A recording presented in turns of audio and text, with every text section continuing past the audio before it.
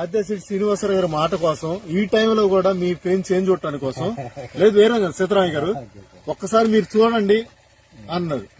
అందుకోసం ఈ టైంలో కూడా ఇప్పుడు 6 అవుతుంది, దగ్గర దగ్గర 5 అవుతుంది టైం, 5:30 అవుతుందండి. 5:30 అవుతుంది. ఇలాంటి వెరైటీ కంపెనీ వాళ్ళు కూడా ఎంత సైలెంట్ గా ఉన్నారంటే వాళ్ళు ఎందుకు ఇంత సైలెంట్ గా ఉన్నారు? మంచి వెరైటీ ఇవాళ మార్కెట్ లో ఇలాంటి వెరైటీ లేదండి. ఎంత బాగుంది కంపెనీ, ఎంప్లాయీ ఎంత బాగా చక్కగా చేస్తున్నారంటే ఒకసారి గొప్ప చూడండి ఎంత బాగుందో. సీతారామయ్య గారు గొప్ప చూడండి, బాగుందండి. మరి ఎందుకు ఇంత కంపెనీ వాళ్ళు ఎంత సైలెంట్ గా ఉంటున్నారు? వెరైటీ ఇంత బాగుంది, ఇంత దమ్ముంది వెరైటీలో, ఎందుకు ఇంత సైలెంట్ గా ఉంటున్నారు అర్థం కావట్లేదు. కొంచెం కష్టపడి వెరైటీ చేసుకుంటే లక్షల్లో ప్యాకెట్లు అమ్ముతారండి, వేలుల్లో కాదు లక్షల్లో ప్యాకెట్లు అమ్ముతారు.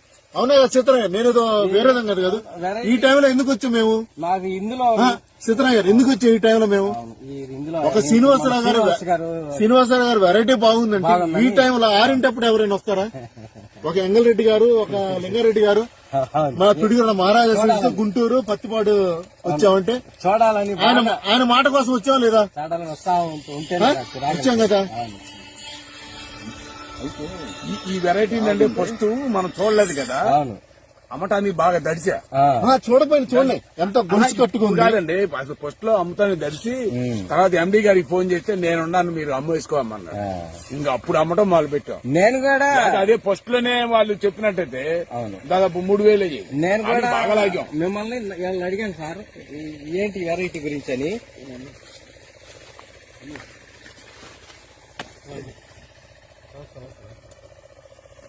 ఇక్కడ మనం పచ్చిపాడు వచ్చాం, మన జానికి ఇచ్చాం కదా సార్ మనూరులో కూడా. మాజీ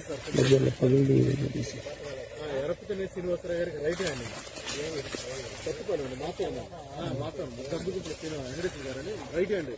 ఎరపతిని శ్రీనివాసరావు గారు మంచి రైట్ అండి.